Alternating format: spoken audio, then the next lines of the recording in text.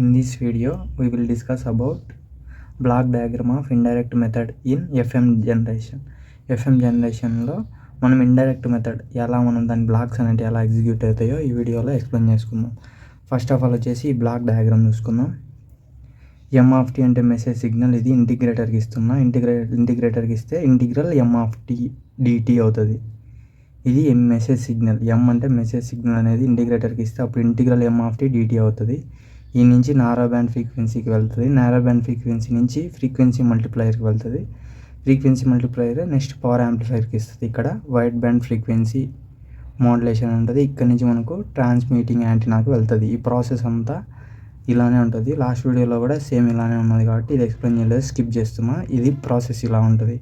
ఇప్పుడు ఈ frequency multiplier ఏం చేస్తుందో దాని యొక్క పర్ఫార్మెన్స్ మొత్తం ఇక్కడ బ్లాక్ డయాగ్రామ్ ఉంటుంది.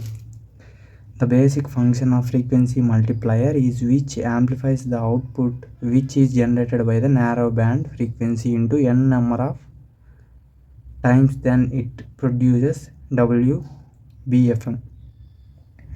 WBFM అంటే ఏంది? W wide band frequency modulation ఇది output, narrow band frequency modulation ఇది ఇన్పుట్ అనమాట. ఇప్పుడు ఇక్కడ చూసుకుంటే M(t) ఈ ఫ్రీక్వెన్సీ మల్టిప్లైర్ ఏంది, ఏం ప్రొడ్యూస్ చేస్తుంది? Multiplies the output which is generated by the narrow band frequency. Narrow band frequency output ఏది into n number of times then the produce of, ఇది వచ్చేసి అవుట్పుట్. ఇది ఏది into n number of wide band frequencies యొక్క అవుట్పుట్ని produce చేస్తుంది అనమాట. M(t) ఇంటిగ్రేటర్కి ఇచ్చిన అప్పుడు ఇంటిగ్రల్ M(t) dt అవుతుంది. ప్రోడక్ట్ మాడ్యులేటర్ వచ్చేసి 90 ఫేజ్ షిఫ్ట్ జరిగిన తర్వాత ఈ లోకల్ ఆసిలేటర్ అనేది 90 ఫేజ్ షిఫ్ట్ జరిగి AC sin 2π FCT అవుతుంది. నార్మల్గా అయితే AC cos 2π FCT ఉంటుంది. ఇక్కడ 90 degrees ఫేజ్ షిఫ్ట్ జరిగిన తర్వాత AC cos 2π FCT అవుతుంది. ఈ రెండు అనేది సమ్మేషన్ జరుగుతుంది. సమ్మేషన్ అయ్యి మనకు ఫ్రీక్వెన్సీ మల్టిప్లయర్, నెక్స్ట్ వచ్చేసి పవర్ యాంప్లిఫైర్, నెక్స్ట్ యాంటీనా. ఇక్కడ ఈ ప్రాసెస్ అనేది ఇక్కడ జరుగుతుంది అనమాట. ఫ్రీక్వెన్సీ మల్టిప్లయర్ ముందు ఇది product modulator 90 degrees phase shift, ఈ లోకల్ ఆసిలేటర్. ఇది ఇక్కడ క్యారియర్ అనేది నార్మల్గా AC cos 2π FCT కదా, మనకి ఈ 90 degrees జరిగిన తర్వాత AC సైన్ అవుతుంది. ఇక్కడ నార్మల్గా అయితే కాస్ ఉండాలి, ఇప్పుడు సైన్ అవుద్ది.